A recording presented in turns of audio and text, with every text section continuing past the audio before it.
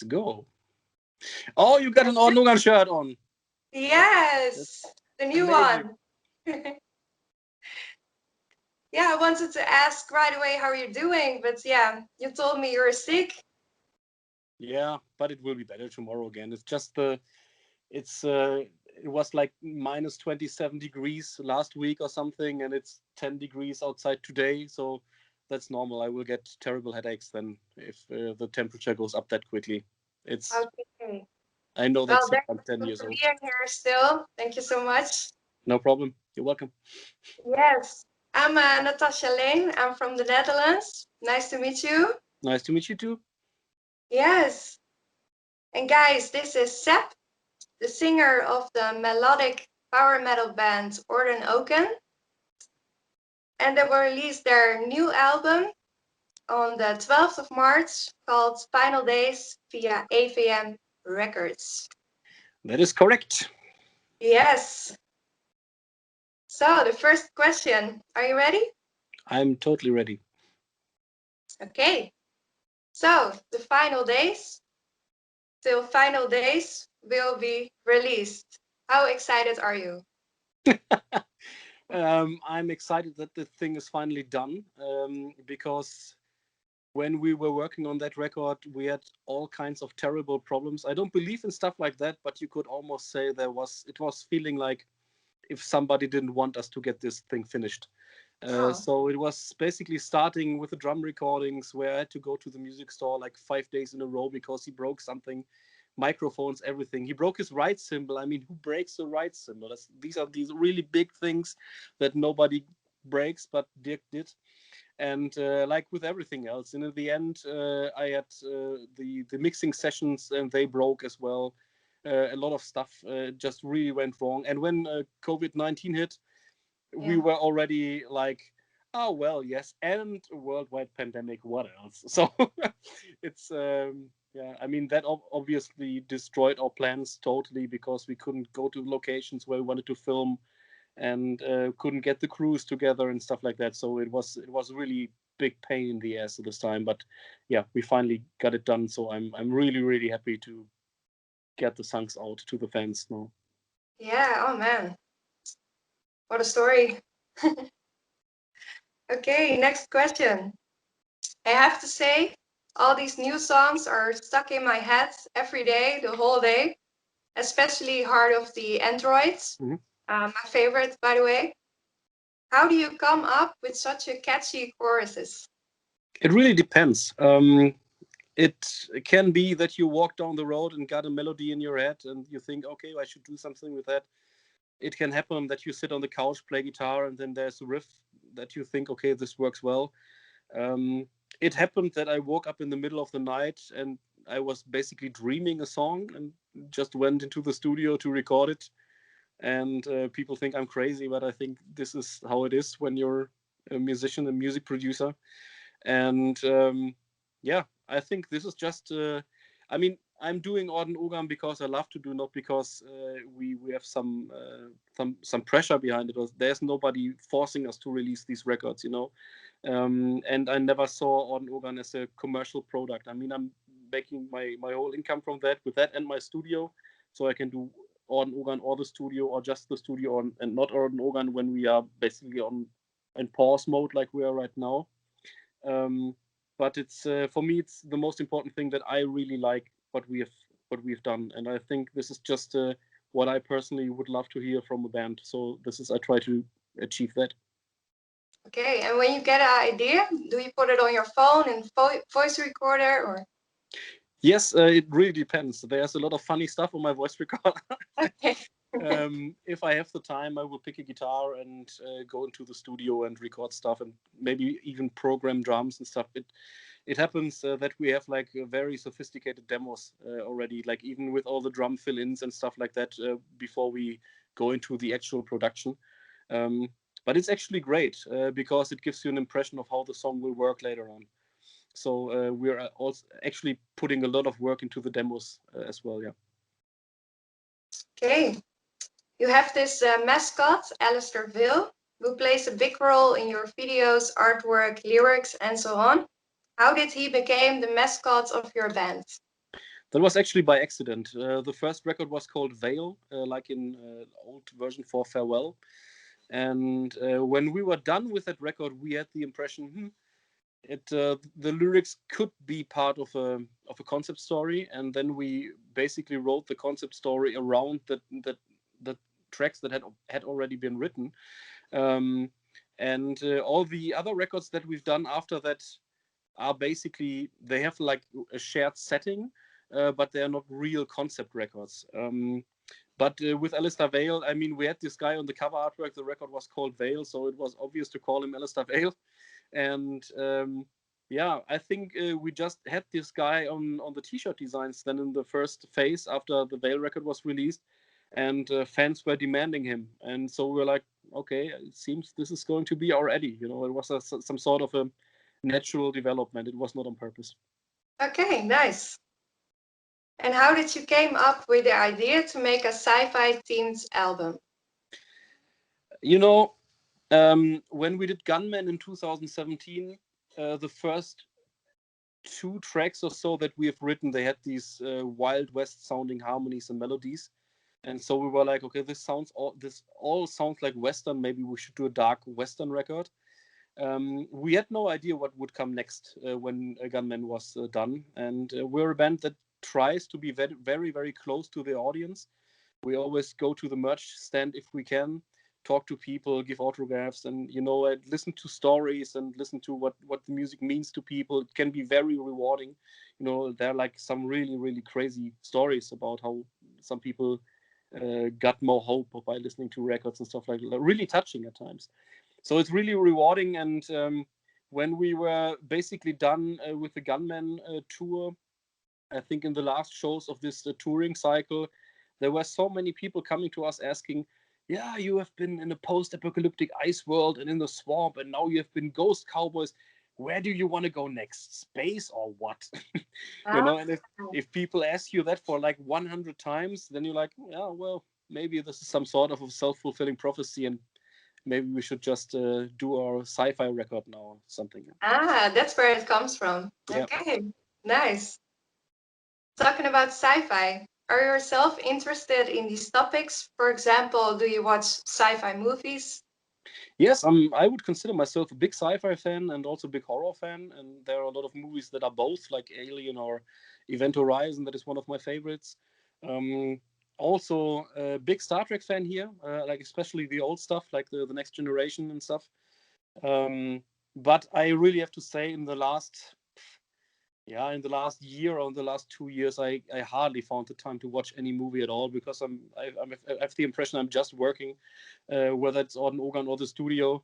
And but I wouldn't complain. I mean, I'm basically living the dream. I never wanted to do anything else than making music and be a music producer, and so I would never complain about that. But I feel like it could be time for a break right now. I could need some holidays. Yeah. Yes. Well, to stay in the theme of sci-fi, a funny question in between. Do you believe in aliens? I am a very scientific guy, so I don't think in terms of believing or not believing. That is religion, and this is also nothing for me. I think the probability, if you think in probabilities, no, let me put it like that. I do think you will have to be a huge idiot if you do think you're alone in the universe. I mean, there are so many stars, and if you count in how many planets will be there, and even moons orbiting these planets again, it is absolutely improbable. I don't think it's possible that we are the only living creatures in this universe. That would be like super.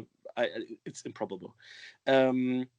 Impossible, not possible. And the more interesting question is if there is more intelligent life than we are, or intelligent life that could be able to do interstellar travel.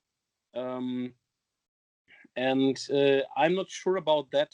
It could be possible, but in that case, these civilizations would have had to overcome everything that we are facing now, all these problems like the self-destruction stuff that is going on. And also you will have to take into consideration that if there are species that would be doing interstellar travel and they might be monitoring us, they would look at us like we would look at, I don't know, apes maybe. Say, okay, they're not ready yet. You know, I think Yeah. if there are alien civilizations that are that far developed, they will probably think, okay, they're not ready yet. Yeah, I agree. So next question, what's the story behind the artwork of the new album, Final Days? Actually, behind that artwork, no particular story. It's just a cool looking moment where android Alistair Vale is standing in this sci-fi environment. That actually looks a little bit. We figured that out later. It looks a little bit like the ship core of Event Horizon, as I just mentioned, the one of my favorite sci-fi movies. But this was not done on purpose. We just figured that out when the artwork was already done. But yes, I mean, he is always adapting a little bit into the concepts where he's at. And so we were like, okay, if we do science fiction and really futuristic science fiction, it would look weird to have him like in this old fashioned coat with a scarf. And even the hat was difficult on this time, but at least he had to have this android body. So, yeah. Okay, cool. Can we someday expect a song in German? No. No? That's very clear. The thing is, I really have to say, I tried that. Not even for Orden Ogan, but for other projects. And I can't do it. I think German is a terrible language. And especially writing lyrics in German, you will really have to be born to do that. And in my case, when I tried it, I always struggle to find the right words. I don't know. I mean, I'm not a native speaker, obviously, in English. But it's way easier for me to write good sounding English lyrics than it is with German. I have the impression it all sounds very bad as soon as it always almost feels like a parody. So no. Okay. And can you tell us about the singles that are already out in particular? Yeah, the first thing we put out was In the Dawn of the AI, a track about a real artificial intelligence that is actually, I think, I mean, Elon Musk is warning about that as well. So a real we don't have a real artificial intelligence so far. We have self-learning programs, but not a real AI. So people are always talking about AI. There is no real AI so far on this planet.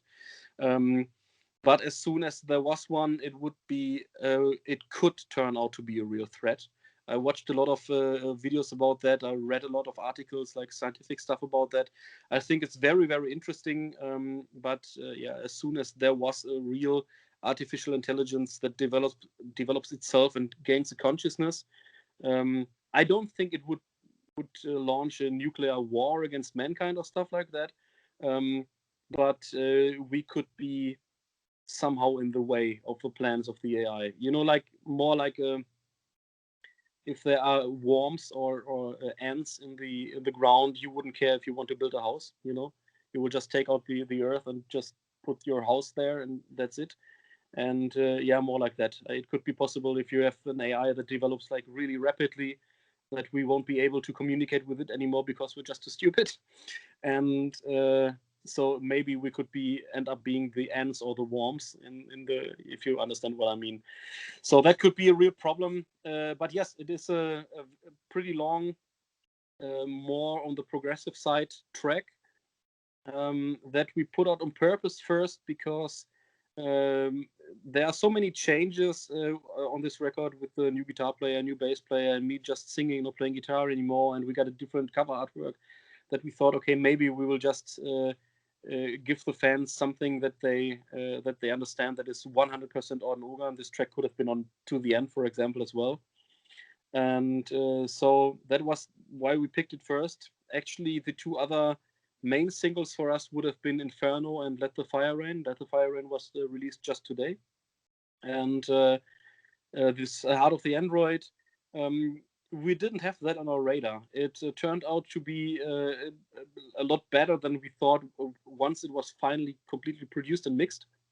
And the record label and basically everyone around was like, well, we should make that a single, you know. Oh, And so that was done very, very, very short term, you know, like okay, let's do a lyric video and put it out. And yes, because Inferno, for example, the track with the aliens in the video, um, that is a song that is a lot more on the poppy side, you know. So we thought if we put that out first, then people will be screaming, "Oh, they're selling out," and blah blah blah. And so I think it was a good idea to do that. And also, "Let the Fire Rain" is a song that is not very. I mean, I think it's one of the best tracks we've ever written, but it's not a typical release for Orden Ogan because I think the main riff, it's actually so simple that we wouldn't have put that on another record before. But once we've had written that, we were like, okay, this is really, really good. We should make a song out of that. And funny story is that I actually really sat down and watched listened to through the whole Ronnie James Dio discography because I was afraid we could have stolen this riff from Ronnie James Dio, and so I listened through all of that and just to make sure it's not a Dio riff. So. yeah. Okay, nice. And who comes up with the concepts for the music videos? They always look very professional and good. The concepts is basically, I mean, we're all brainstorming with the whole band, but a lot of stuff happens right here. So, and it happens that we've been working with the same director for years now, Rainer Frenzen. And it's actually pretty funny because I will always come to him and say, you know what, I've got this and that idea. And he will always say the same, like something like, you know, these ideas are great, but how the fuck are we going to make that into a video? You know, like we don't have like 1 million budget per video, you know. So it's always funny, yeah. And where did you get that awesome jacket from the latest videos? That was basically made just for me from a girl from Cologne. Her name is Transylvania. Okay. And she has been doing costumes for years. You know, has been doing costumes for a lot of very popular TV personalities in Germany and stuff like that. And I just met her basically by accident. And she's amazing. I wrote her a mail and said, you know, I'm thinking about I should get something for the sci-fi concept, and it should look somehow between Star Trek Nemesis and Hellraiser. And I got like a scribble like 1 day later or so, and it looked like that, and I was like, yes, this is exactly what I'm talking about. Thank you, go for it, you know. So not exactly cheap, but Okay. pretty much worth it. Yeah. Yeah, it looks very nice. Thank you. Yeah. Okay. Next question. You stopped playing the guitar now with the live shows. Now you're doing only the vocals. Can you tell us why you made this decision? I broke my thumb in, I'm not sure anymore, 2018 or 2019. Not, it's a blur, you know. But I broke my thumb, and that was like 2 weeks or so before the first festival show. And so our choices, or we had the choice to cancel the show or to go on stage with me not playing guitar. And we were like, come on, we can't do that to the fans. Let's just try make the best out of it. And I think a lot of people feel somehow lost on stage when they have been playing guitar before and then can't do it anymore. But it was the total opposite for me. I felt like a fish in the sea straight away. And I think the fans, our crew, the press, record label, everyone seemed to realize that. Even the Powerwolf guys, they came to us when we played Summer Breeze in Germany, and they were like, you know, really what, that was great. You should keep it like that. And we were like, yeah, we're actually thinking about that. And I mean, playing guitar and singing was always effortless for me. I never had the impression that I'm struggling with anything. But still, I think also my vocal performance improved a lot because you're just focusing on one thing, and I can just move more, whereas before I was always stuck to that microphone stand in the middle, and you can interact with the audience a lot more, and I'm just feeling more free on stage. And so it was great, and we just decided to keep it that way. I mean, I'm obviously also playing guitar on the record. I mean, when you're songwriting anyway, there's no reason to redo it once it's good. And yeah, so we then had to bring in a bass player, because Niels, our then bass player, switched to guitar because he's a great guitar player. That was the obvious choice. And then we had to bring in a bass player, and this was also a matter of minutes to make this decision, because we were thinking of who could fit. And the only guy that came to our mind was Steven. He's the bass player of Exandria, this female-fronted band. You might know them. I think Diana was also from the Netherlands, right? The ex-singer, yeah. And he's a super great guy, one of the nicest people you will meet on this planet. An absolute beast on stage. And Exandria are inactive, so it was obvious to ask him. And for him, he was like, I mean, the whole discussion, I mean, it's actually a big thing to bring in a new guy, especially when you're on a level that is like Orden Ogan right now. But it was actually so unenthusiastic when we spoke about that in the rehearsal room, like, yeah, maybe we should call Steven. And when I gave him a call, he was like, oh, I can come over and we do a rehearsal together. And we were laughing about that in hindsight, because it was no emotions involved, you know. But the thing was, it was just so clear for everyone that this had to happen. You know, when Xandria went inactive, he was basically saying to himself, yeah, I will probably end up in Orden Ogan anyway. So it was, we were expecting that, basically. Okay, nice. You have your own festival you're organizing. Will that happen again, perhaps next year? We had this so-called Winternachtstraum, Winter Nights Dream Festival. We did that for years. But actually, I think the last issue was in 2012 or so, because we just didn't find the time to do that anymore. But what we did in the last years was we played, for example, last year, 2019, we did our own small cruise, the Orden Ogan Pirate Cruise, that was sold out in like 25 hours or so. And I think a lot of fans were a little bit upset because they didn't get the tickets, because they just didn't look into Facebook for one day and then the tickets were already gone and stuff. So we were actually thinking of doing that maybe on a regular basis, because that was really great, like playing on your own boat with your own audience. And also for Gunmen, we did these shows in the Fort Fun Adventure Park. They have like this big saloon where we also did shoot some parts of the Gunmen video. And also, yeah, did a release show of the record there, and also the final show of the Gunmen touring cycle. That also is available on the DVD that is with the limited digipack version of the record. And this was also so great that we are also thinking of maybe doing that more than once. And so let's see, maybe there will be some regular events coming, but not really sure right now. Okay, and how was it to play at the huge cruise ship festival, 7,000 tons of metal? That was amazing. One of the biggest parties so far. I always love to go to the States, of course. And there was actually one pretty funny story about that, because, I mean, normally we are pretty professional, also doing a bit of party, but not partying too hard. But you always play 2 shows on the 70,000 tons of metal.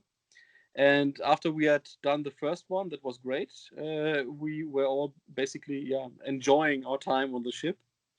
And we had a show on the next day. And I went to bed like 7 in the morning or so, which is very, very late for a singer. Normally, I wouldn't do that. And our drummer Dirk, he was still around. And I had interviews at 11, and I asked our former guitar player, Toby, can you do these interviews, because it's 7 in the morning, I need to get some sleep. And he was like, yeah, it's no problem. And he just went to do the interviews, came back at 12, and he said, I just met Dirk. I think he was doing speed dating or something like that.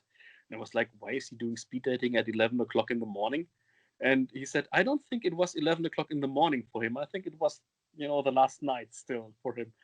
And I was looking at the clock. It was 12:30. I said, we have to play at 1:30. So if we didn't sleep the whole night, how is this going to happen? And we tried to get him on the phone, and he was not available. We had no idea where he was. And we did the only thing that we could. We went to the stage and set everything up. Still, the drummer was not there. And then, like 10 minutes before the show, he came to the stage, and he was... I mean, it was interesting that he was still able to walk. Let me put it like that. He was still so drunk. And I was so mad. I was so mad at him. I wanted to scream at him. I didn't do that. I was just, okay, let's see what happens. And then he actually played the best show he'd ever played with Orden Ogan. Really? Yeah. Oh, man. And it was incredible. After the first 2 songs, I just turned around and looked at him, and he was like, like, I can do it. And when we went off stage, I was screaming at him that I actually wanted to scream at him because I was so pissed, and even that didn't work. So I think, I mean, especially in case of Dirk, he is what you would really call like a complete musician. He's nothing else. He's just a musician, and it's in his blood. So he can be as drunk as you want to. It will work. And so that was my great experience for 70,000 Tons. Yeah. Yeah, you should get him drunk for every other show in the future. I actually suggested that, and then he was saying, well, I really had to concentrate in some parts. It is better when I'm not drunk, but still it works. Yes.